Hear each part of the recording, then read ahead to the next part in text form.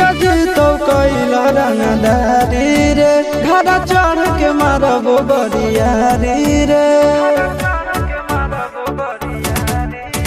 छुटा जी तो कैला रंगदारी रे घड़ा चढ़ के मारबो बरियारी रे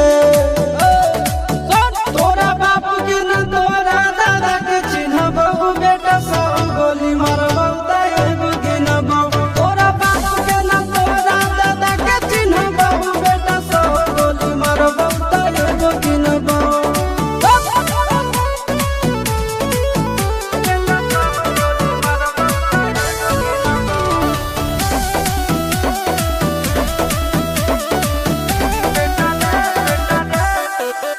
बेटा रे काटा से ठोक देबो चिमनी के भाटा में झोंक देबो देखबो कवन बाप बचैतौ तोरा प्रशासन के गाड़ी भी रोक देबो बेटा जी सुनो बेटा रे काटा से ठोक देबो चिमनी के भाटा में झोंक देबो देखबो कवन बाप बचैतौ तोरा प्रशासन के गाड़ी भी रोक देबो तोरा जैसन के हम खड़े खड़े गिनबो बेटा सब गोली मारबो ताएगो गिनबो तोरा बाप के न तोरा दादा के चिन्हबो बेटा सब गोली मारबो ताएगो गिनबो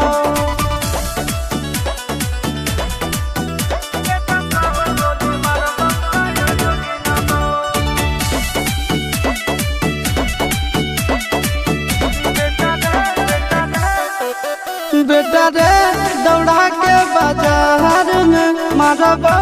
गोली तोर कपार में रंगदारी जे करम भी बिहार में गड़ देबो गंगा जी किनार में इतना मार पड़तो ना बेटा बेटा रे दौड़ा के बाजार में मारबो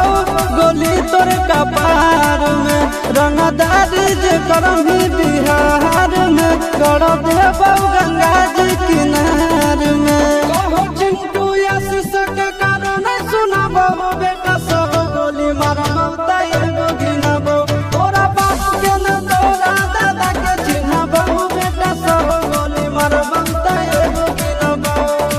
मारत मारत पिछुआरा लाल कर दे बेटा ध्यान से बाप इधर है।